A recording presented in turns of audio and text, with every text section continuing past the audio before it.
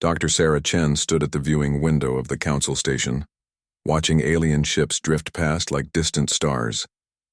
300 years had passed since humanity first met the galaxy, and still she felt like an outsider looking in. The galactic council chamber stretched behind her, filled with beings that had ruled space for thousands of years while humans were still learning to make fire. The meeting had gone badly again. Sarah rubbed her temples, feeling the weight of representing all humanity on her shoulders. Every week brought new restrictions, new rules that somehow only applied to human colonies. The Zephyrians wanted rare metals. The Vorthans needed farming, worlds. The Klaxons required trade routes, and somehow humans always had to give up something to make it work. Dr. Chen called a voice behind her. She turned to see Counselor Vextai approaching, his scaled purple skin gleaming under the station lights. The Zephyrian towered over her like most aliens did. They seemed to enjoy reminding humans how small they were. "Counselor?" Sarah said, keeping her voice calm and professional. After 30 years in this job, she had learned to hide her feelings well. "The Council has reached a decision about the resource crisis," Vextai said. His voice had a hissing quality that made every word sound like a threat. "We require immediate access to the mining operations on New Montana, Kepler's Fortune, and Haven's Rest." Sarah felt her heart sink.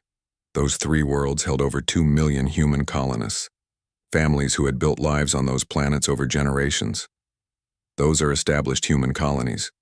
We can discuss increased trade agreements, but those worlds are not available for transfer. Vexitai's eyes narrowed to slits. "You misunderstand, human. We are not asking for trade. We are informing you of a transfer of ownership. The Zephyrian Empire requires those resources immediately. Your colonists will be relocated to suitable alternative worlds." "Suitable alternative worlds?" Sarah's voice rose despite her efforts to stay calm. "You mean the asteroid belts and dead moons you've been offering us for decades?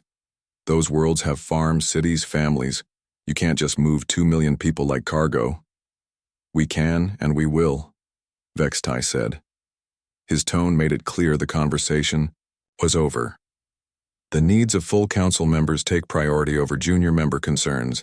The Zephyrian fleet will arrive at these worlds in 30 days to begin the transition. You will inform your people to prepare for relocation." Sarah stared at the alien diplomat. She had spent her entire career trying to work within the council system, believing that patience and cooperation would eventually earn humanity respect. But looking at Vextai now, she saw only contempt. To him, humans were not partners or even junior members. They were pets to be managed. "And if we refuse?" she asked quietly. Vextai's mouth twisted into what might have been a smile on a human face. On him, it looked like a threat. "Junior members do not refuse council decisions, Dr. Chen. That would be most unwise." After Vextai left, Sarah remained at the window for a long time. Ships continued to pass by, their alien designs reminding her of humanity's place in this vast galaxy. Small, weak, dependent on the mercy of beings who saw them as useful animals. She thought about the early days of first contact, the excitement when the council ships had arrived at Earth. Humanity had dreamed of joining a galactic community, of learning from ancient civilizations and contributing their own unique strengths. Instead, they had been given a few scraps of territory and told to be grateful. The council had been clever about it. They never used words like slaves or subjects. Humans were junior members with developing status. They could colonize worlds, but only the ones nobody else wanted. They could trade, but only with council approval. They could build ships, but nothing larger or more advanced than what the council allowed. For 3 centuries, humanity had accepted these limits. They told themselves it was temporary, that eventually they would prove themselves worthy of equal treatment. Some humans even believed it. But Sarah had spent decades watching council meetings, and she knew the truth. To the ancient races, humans would always be newcomers, always inferior, always useful, but never equal. Her communicator buzzed with an urgent message from Earth. Sarah read it quickly, then read it again more carefully. Admiral Jackson Reeves was requesting an immediate secure conference. That was unusual. Military matters rarely involve the diplomatic corps directly. 20 minutes later, Sarah sat in her private quarters facing the holographic image of Admiral Reeves. The man looked tired, but there was something in his eyes that Sarah had never seen before. Determination, maybe. Or anger. "Dr. Chen," the Admiral began, "I assume you've heard about the Council's latest demands." 3 worlds with 2 million colonists, Sarah confirmed. 30 days to evacuate.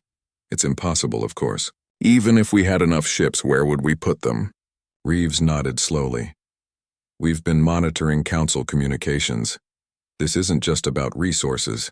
They're testing us, seeing how far they can push before we break. And if we resist? You've seen their fleets, Admiral. They have ships that could crack planets. We have cargo haulers with defensive shields. That's what they think," Reeves said quietly. "And that's what we've let them think for 300 years. Sarah frowned. There was something in the Admiral's voice that made her uneasy. "What do you mean?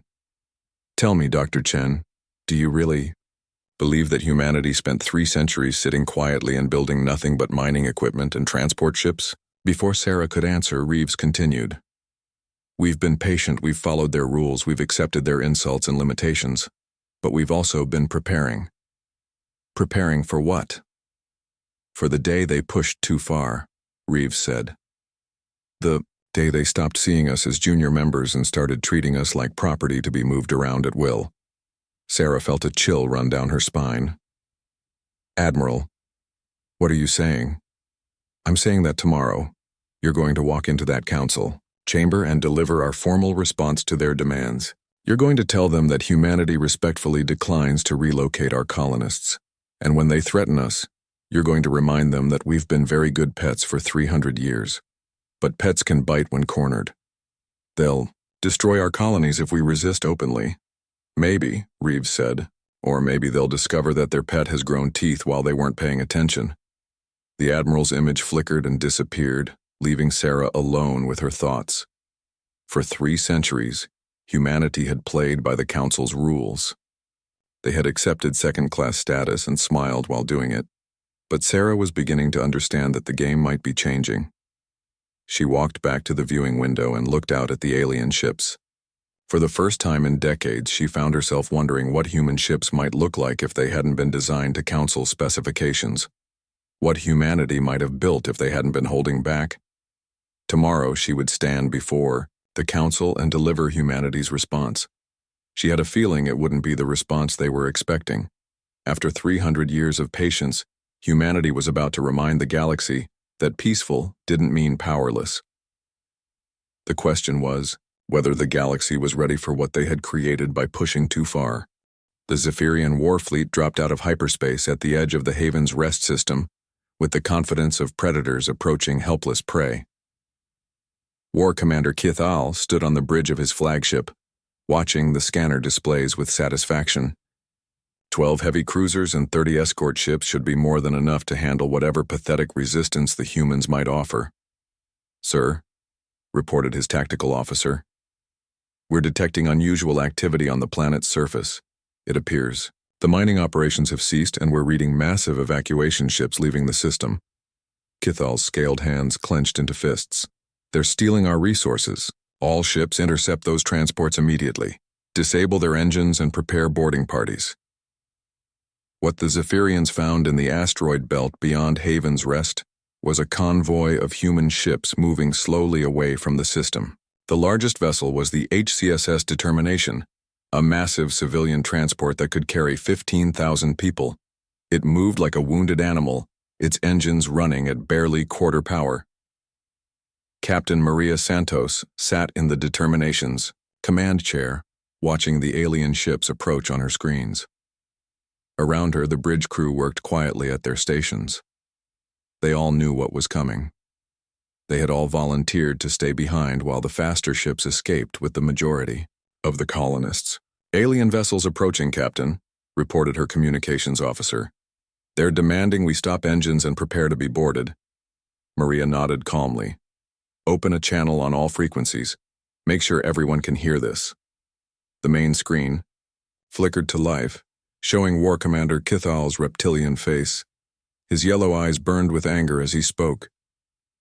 Human vessel, you are carrying stolen Zephyrian property. Stop your engines immediately and prepare to be boarded, or we will open fire. This is Captain Maria Santos of the Civilian Transport Determination, Maria replied, keeping her voice steady. We are carrying 15,000 human colonists, including 4,000 children. We are not armed and pose no threat to your vessels. We request safe passage to neutral space. Keithal's laugh was like breaking glass. You request? You steal from the Zephyrian Empire and then make requests? Your cargo belongs to us now, human. As do your ships and your lives if we choose to claim them. We have violated no galactic laws, Maria said. These people are refugees fleeing the illegal seizure of their homes. We ask only for mercy. Mercy? Keithal repeated the word like it tasted bad. Inferior species do not receive mercy when they steal from their betters. All ships prepare to fire. Disable their engines and life support. We'll sort through the wreckage for anything useful. Sir, the Determination Sensor Officer called out, they're charging weapons. Maria closed her eyes for a moment, thinking of her own children safe on another ship that had escaped hours ago. When she opened them, her voice was clear and strong. All hands, this is the captain. Brace for impact. Remember, we chose to be here. We chose to give the others time to escape. Whatever happens next, we saved thousands of lives today. The Zephyrian plasma cannons fired in perfect synchronization. The Determination's shields lasted exactly 4 seconds before collapsing. The ship's hull cracked like an eggshell under the massive energy discharge. Atmosphere vented into space, in glittering clouds of ice crystals. Maria Santos died at her post, her hand still reaching for the emergency beacon that might have saved some of the escape pods. She never saw the second volley that turned her ship into an expanding cloud of debris and frozen corpses. 15,000 human beings died in 37 seconds. Men, women, and children who had committed no crime except living on a world that aliens wanted. Their final transmissions were pleas for mercy that went unanswered. But unknown to the Zephyrians, every moment of the massacre was being recorded and transmitted across human space. Hidden relay stations picked up the signals and bounced them, from system to system, carrying the images and voices of the dying to every human world. War Commander Keithal watched the debris field spread and felt satisfied with his work. Signal the fleet, he ordered. Proceed to Haven's Rest. We'll establish our mining base in the human ruins. Let this be a lesson to any other species that thinks to steal from the Zephyrian Empire. News of the massacre reached the Galactic Council within hours. Dr. Sarah Chen sat in the emergency session, watching the recorded transmissions with growing horror. The faces of the children haunted her most. Some had been crying for their parents. Others had been too young to understand what was happening. When the recordings ended, the council chamber fell silent. Finally, Councillor Vextai spoke. Regrettable, he said, his voice showing no emotion. But the humans were clearly engaged in theft of Zephyrian property. The war commander's response was within legal parameters. Sarah stood up slowly, her hands shaking with rage. Legal parameters? You call murdering 15,000 civilians legal? They were in possession of stolen goods. Vextai replied calmly. They refused to surrender. The Zephyrian Empire acted within its rights to protect its property. Those were people, families, children. Grand Counselor Thexara of the Vorthons raised one clawed hand for silence. Dr. Chen, your emotional response is understandable but irrelevant. The matter is closed. The human colonists chose to resist lawful Zephyrian authority. The consequences were predictable. Sarah looked around the chamber at beings she had once thought of as wise leaders. Now she saw them clearly for what they were. Bullies who had grown comfortable with their power. Predators who had never faced real consequences for their actions. This is what you call justice? She asked quietly. This is what we call order, Thexara replied. Perhaps humanity will learn from this example and be more cooperative in the future. Sarah Chen had spent 30 years trying to work within the system. 30 years believing that patience and diplomacy could earn humanity respect. Looking at the faces around her now, she realized how naive she had been. These beings would never see humans as equals. They would always be predators, and humanity would always be prey, unless something changed. "I see," Sarah said finally. "In that case, I formally withdraw humanity's recognition of this council's authority. We will no longer participate in a system that considers mass murder a legal response to refugees seeking safety." The chamber erupted in surprised voices. No junior member had ever withdrawn from the council before. It simply wasn't done. Vextai's voice cut through the noise like a blade. "Dr. Chen, you seem to have forgotten your place. Humanity is a junior member of this council. You do not have the authority to withdraw from anything." Sarah smiled for the first time in years. It wasn't a pleasant expression. "Actually, counselor, I think you're the one who has forgotten something important. You've been treating us like pets for so long that you've forgotten we're not actually animals." She turned and walked toward the chamber exit, her footsteps echoing in the sudden silence. At the doorway, she paused and looked back one last time. "You killed 15,000 innocent people today," she said.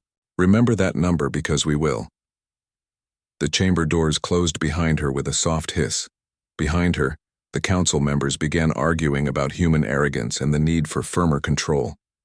None of them noticed the small device Sarah had left behind, quietly recording everything they said.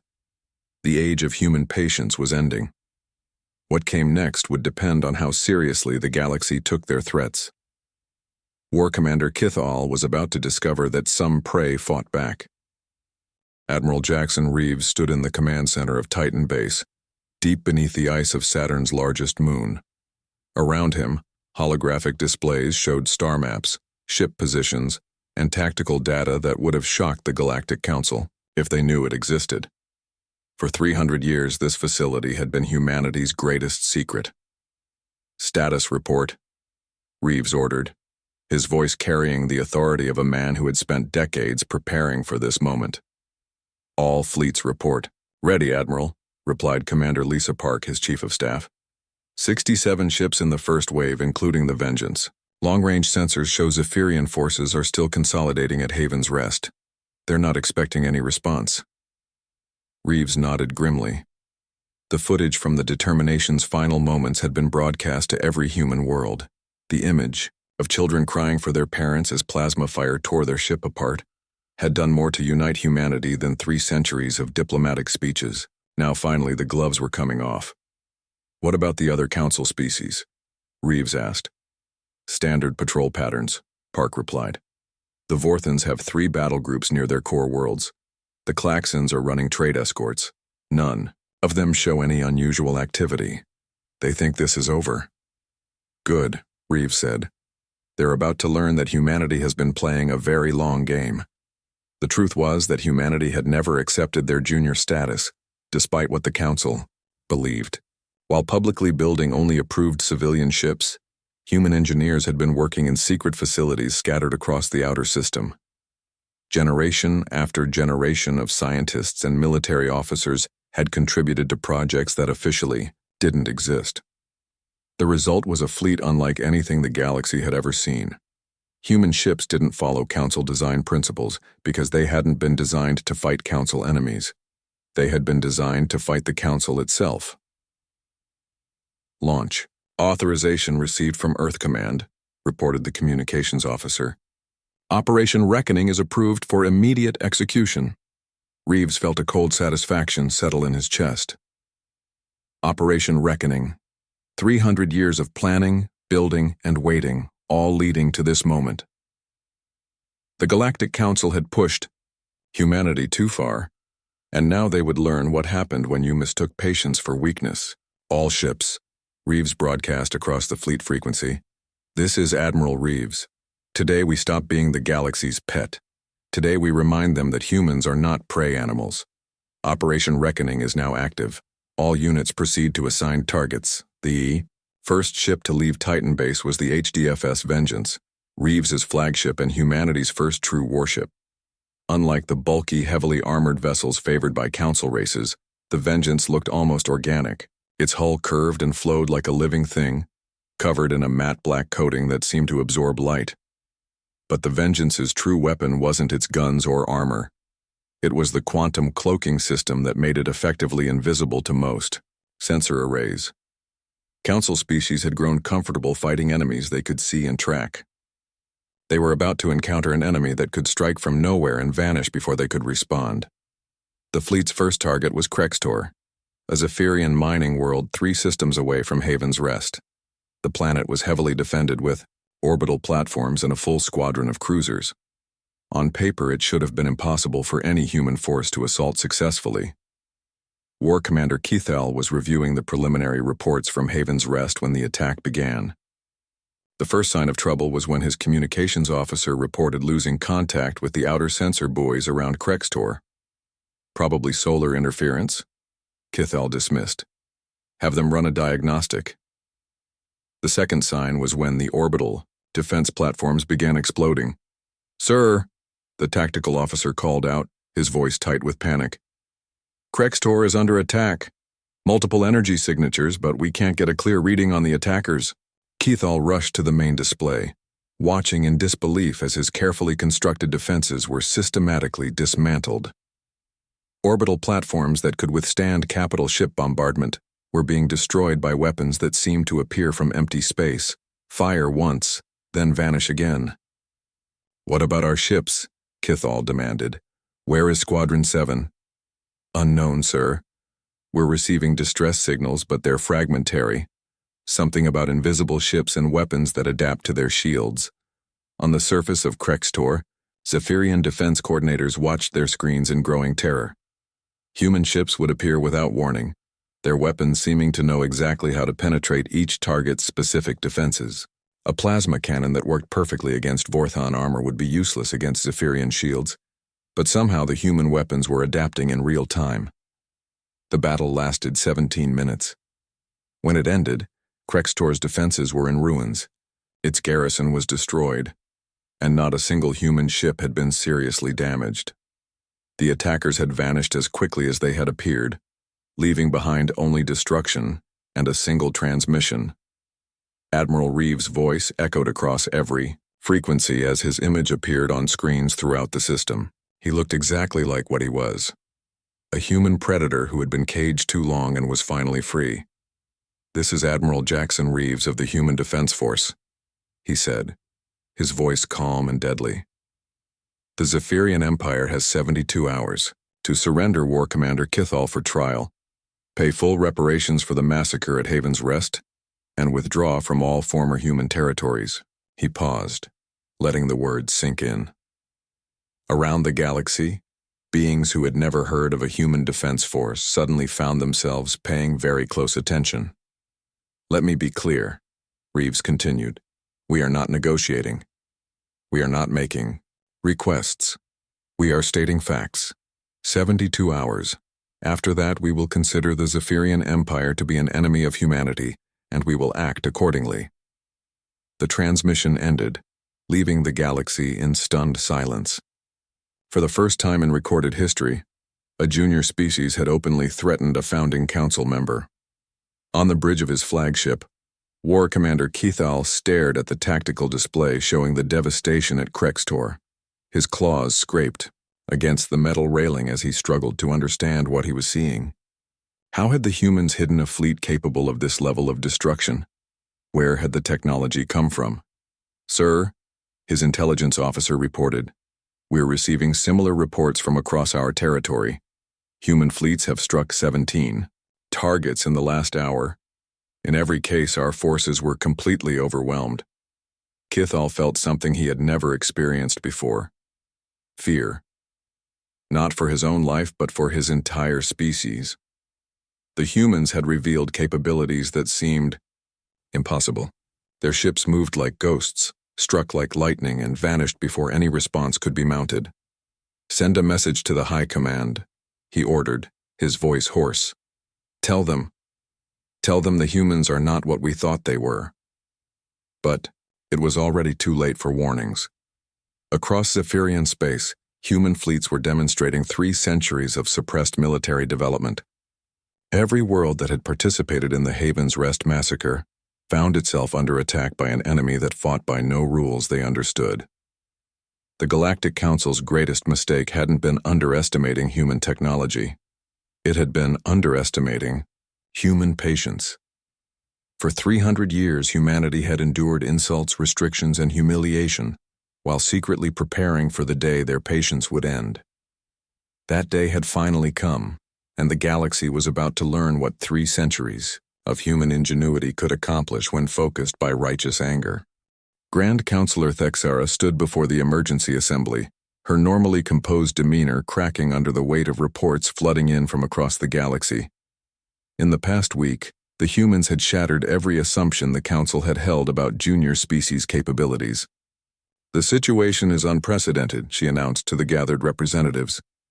"The humans have revealed military technology that surpasses our current understanding. They have attacked 17 Zephyrian installations with 0 losses to their own forces." Counselor Vextai paced behind his seat like a caged predator. His scales had lost their usual luster, and his voice carried a tremor that spoke of barely controlled panic. "How is this possible? We monitored their industrial capacity for centuries. They were building mining equipment and cargo haulers." "Apparently not," replied Counselor Mordak of the Klaxon Federation, his 4 arms gesturing wildly. "Intelligence? Reports suggest they've been operating hidden shipyards throughout their outer systems. This fleet didn't appear overnight. They've been planning this for generations." The truth was even worse than the Council suspected. Human ships weren't just technologically advanced. They were fighting with a tactical doctrine that no Council species understood. Traditional galactic warfare was based on territorial control, resource denial, and negotiated surrender. Civilized beings fought until one side gained clear advantage, then worked out terms. Humans fought to win completely. They didn't want territory or resources from their enemies. They wanted their enemies to no longer exist as threats. "What about our combined fleets?" asked Counselor Yithara of the Stellar Compact. "Surely our numerical advantage has proven irrelevant," Thexara interrupted. "The humans are not engaging in traditional fleet battles. They strike without warning, destroy their targets, and withdraw before reinforcements can arrive. Our ships never get the chance to use their numerical superiority." On the main display, tactical data showed the scope of human operations. Red markers indicated attacked installations, while blue arrows tracked suspected human fleet movements. The pattern was clear and terrifying. Humanity was systematically dismantling Zephyrian military capability while avoiding direct confrontation with Council reinforcements. "They're using psychological warfare," observed Counselor Brentok, the hegemony's military advisor. "Each attack is perfectly calculated to cause maximum fear and confusion. They're not just destroying our military assets, they're destroying our confidence." The latest attack had been the most shocking yet. War Commander Kethal had been found dead in his sealed command bunker on Zeph Prime, the most heavily defended world in Zephyrian space. Security recordings showed no sign of human infiltration, yet somehow an assassin had reached the heart of their military complex. The only evidence left behind was a message burned into Kethal's desk with military-grade plasma. 15,000 lives. Payment due. "They killed Kethal on Zeph Prime," Vextai said, his voice hollow with disbelief. "Our most secure military installation. How did they even get planetside without being detected?" "The same way they've been appearing everywhere else," Thexara replied grimly. "With technology we don't understand and capabilities we never suspected they possessed." The Council's military advisors had been working around the clock to develop countermeasures, but every solution seemed to reveal new problems.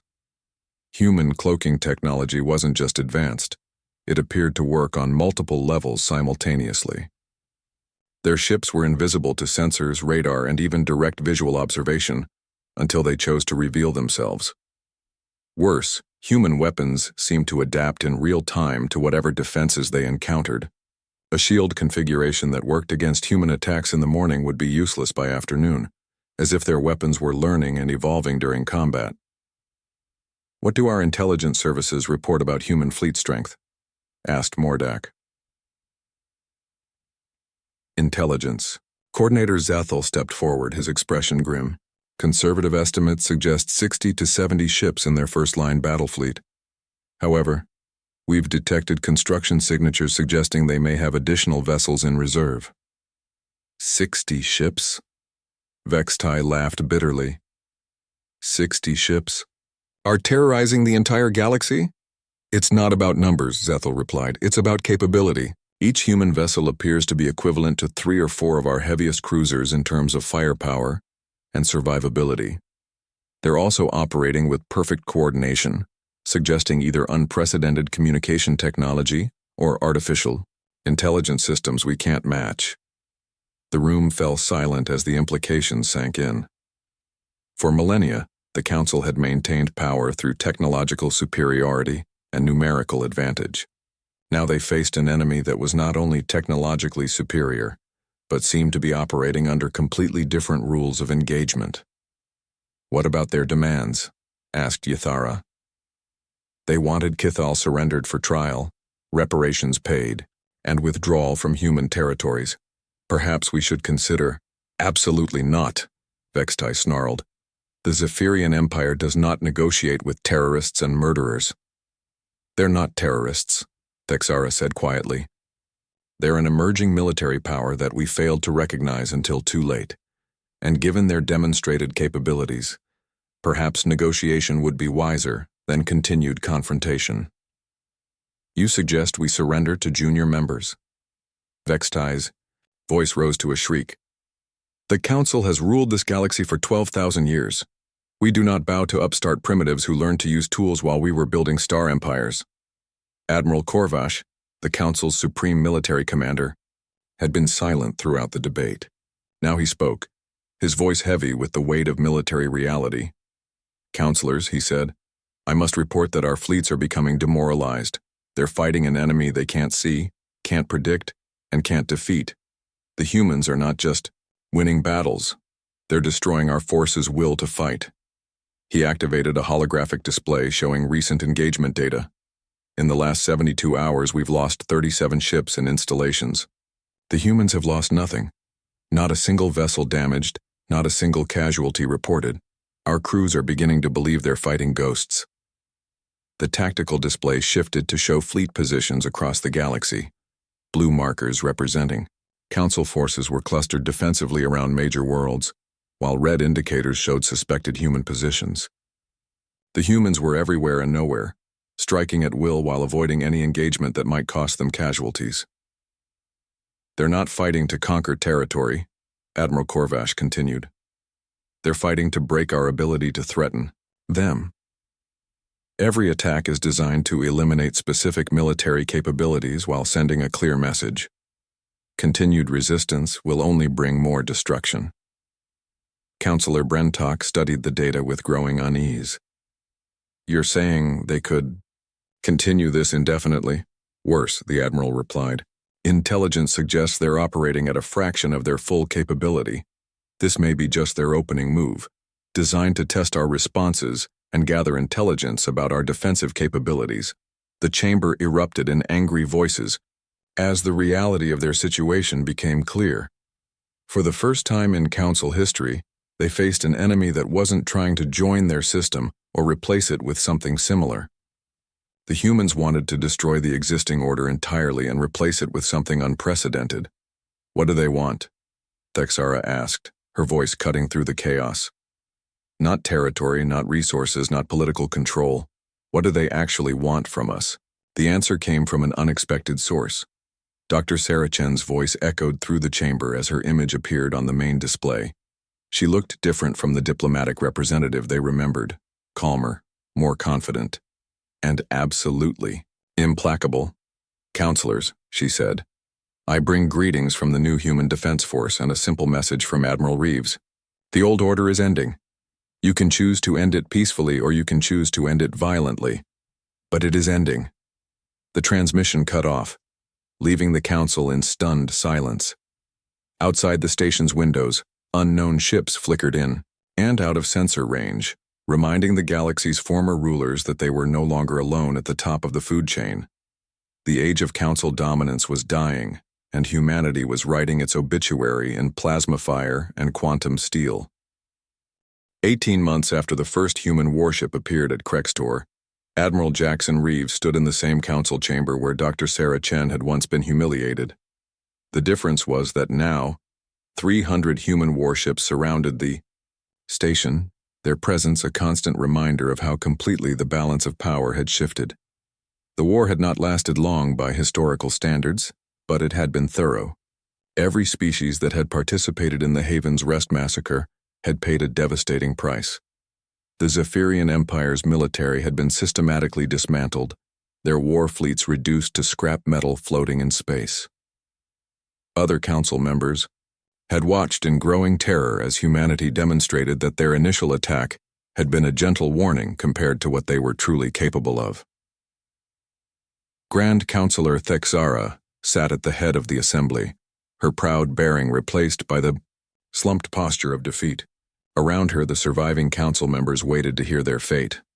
They had learned too late that humanity's greatest weapon was not their technology or their tactics. It was their absolute refusal to accept anything less than complete victory. Indr, Galactic Council is dissolved, Admiral Reeves announced, his voice carrying easily through the chamber. This institution, which has ruled through fear and intimidation for 12,000 years, no longer exists. Vexitai, the Zephyrian who had dismissed human lives so casually, tried one last desperate gambit. You cannot simply destroy the established order. The galaxy needs structure, leadership. The galaxy needs justice, Reeves interrupted. Something this council never understood. You ruled by making others afraid of you. You kept peace by ensuring that only you had the power to break. That era is over. Dr. Sarah Chen stepped forward, no longer the frustrated diplomat who had pleaded for human rights, but the confident architect of a new galactic order. The Terran Accords will replace the council system, she announced. Every species will govern themselves within clearly defined borders.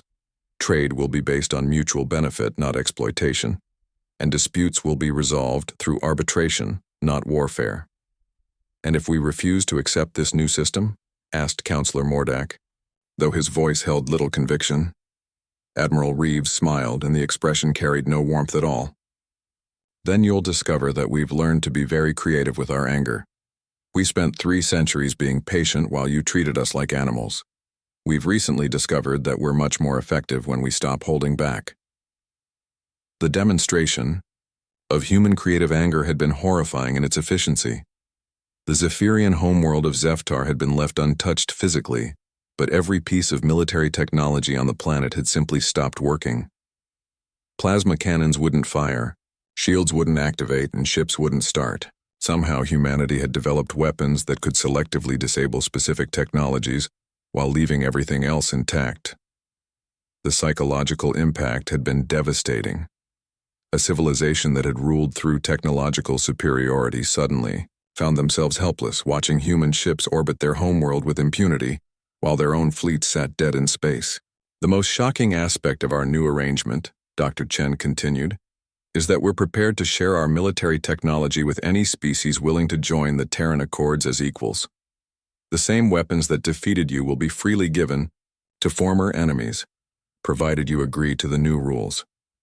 This revelation had sent shockwaves through the galaxy.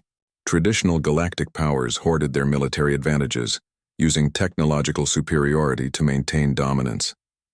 Humanity was offering to give their enemies the very weapons that had defeated them, asking only for adherence to a system based on mutual respect, rather than fear. Why? Thexara asked, the question that had haunted council leaders since the offer was first made. Why would you arm your former enemies? Admiral Reeves considered the question carefully.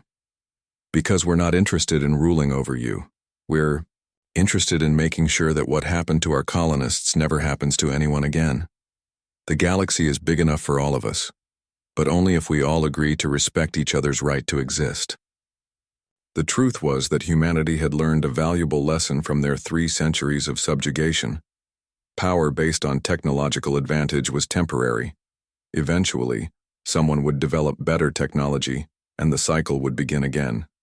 But power based on mutual benefit and shared values could last indefinitely. The Terran Accords established 3 fundamental principles, Chen explained, displaying the document on the main screen. First, the right of every species to govern themselves without outside interference. Second, the obligation to resolve disputes through arbitration rather than warfare. Third, the duty to protect weaker species from exploitation by stronger ones. Counselor Yathura studied the document with obvious suspicion. And what happens to species that violate these principles? They face the combined response of every species that has signed the Accords, Reeves replied. We're not replacing council tyranny with human tyranny. We're creating a system where collective action prevents any single species from dominating the others. The elegant brutality of the human solution was becoming clear. Rather than ruling the galaxy directly, they were creating a system where the galaxy would police itself. Any species that tried to recreate the old council model would find themselves facing not just humanity, but every other species that valued their independence. What about reparations? Asked Mordak. The damages caused by this conflict will be paid by those responsible for causing it, Chen said firmly. The Zephyrian Empire will provide full compensation to the families of those killed at Haven's Rest. Other species that participated in council oppression will make appropriate restitution to their victims. Vextai's scales had paled to an unhealthy gray color. The Zephyrian Empire's economy was already struggling under the weight of war damage and the loss of their military-industrial complex. The additional burden of reparations would cripple them for generations. And if the Zephyrian Empire lacks the resources to pay full compensation? He asked desperately. Admiral Reeves's expression softened slightly. Then they'll pay what they can, and humanity will cover the difference. We're not interested in destroying civilizations, Counselor. We're interested in making sure they learn to behave better. This unexpected mercy was perhaps the most shocking revelation of all. Humanity had demonstrated the power to completely destroy their enemies, but instead of demanding destruction, they were offering reconstruction. The message was clear. Cooperation would be rewarded, but aggression would be met with overwhelming force. The signing ceremony will take place in 1 week, Chen announced. Every species is invited to join the Terran Accords as founding members with equal status. Those who choose not to sign will be allowed to govern themselves within their current borders, but they will receive no protection if they attempt to expand through conquest. As the assembly broke up, representatives from dozens of species began approaching human officials to discuss the terms of joining the new system. The prospect of receiving human military technology as a signing bonus had overcome most species' natural suspicion of change. Admiral Reeves remained in the chamber as the aliens filed out, looking through the windows at the fleet that had made this transformation possible. Dr. Chen joined him, watching as ships from a dozen different species began arriving for the signing ceremony. Do you think it will work? She asked quietly. This new system we're building? Reeves considered the question seriously. Maybe. Probably. The important thing is that we've broken the old pattern. No single species will ever again have the power to treat others as junior members or useful animals. And if someone tries to recreate the council model, then they'll discover that we've been very good students, Reeves replied. We learned patience from 3 centuries of oppression. We learned efficiency from fighting impossible odds. And we learned that sometimes the only way to create lasting peace is to make the cost of war absolutely unbearable. 6 months later, the Terran Accords had been signed by 47 species, with more joining every month. The galaxy had learned a hard lesson about the danger of pushing peaceful species too far.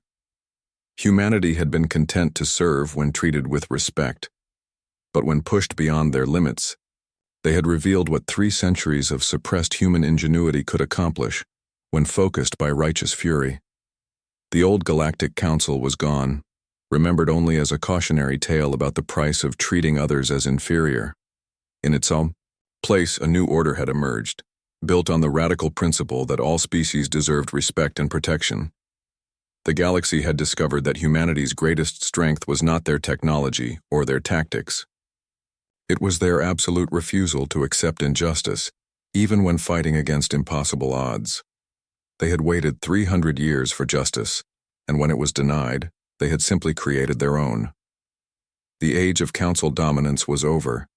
The age of galactic equality had begun, and at its heart was a simple human truth.